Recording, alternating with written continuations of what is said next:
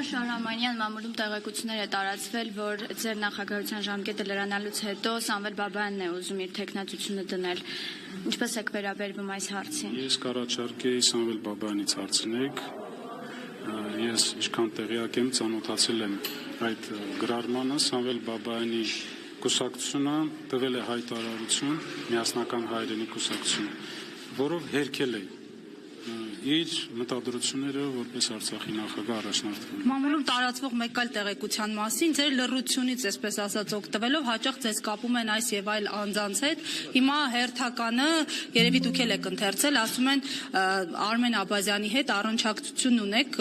եւ կբացատրեք, կպարզաբանեք, ուղղորդում են ձեզ Աբազյանենք թե ոչ։ Միայն նախկինը հետ կապ։ Ուրեմն պարոն Աբազյանի հետ,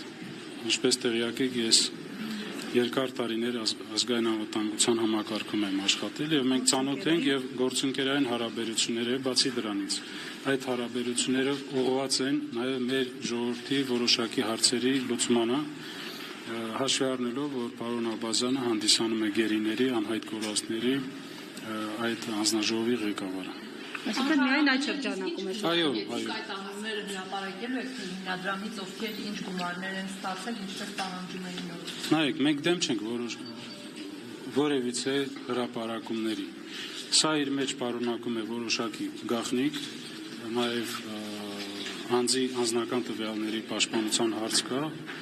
կա հարց, որ հարուցված է քրեական վարույթներ եւ այդ շրջանակներում տարվում է նախաքննություն։ Մենք չենք ուզում խանգարել այդ նախաքննությունը։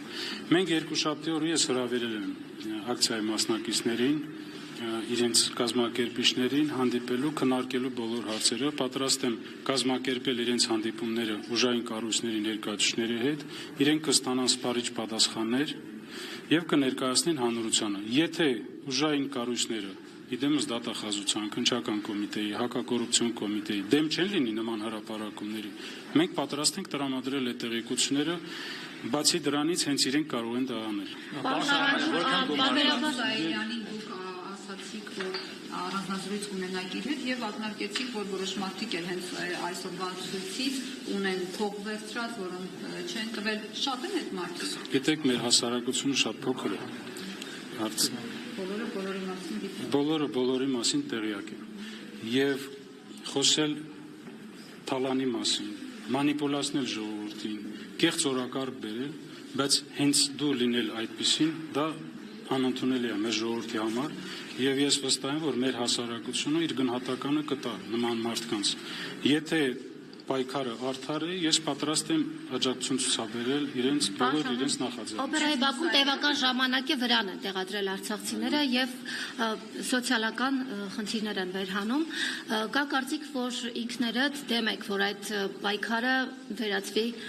քաղաքական կոնտեքստ ներմուծվի այդ պայքարի մեջ։ Ի՞նչն է խնդիրը, դուք առհասարակ ինչու չեք այցելում վրան, ինչու եք ընդհանրապես լռում։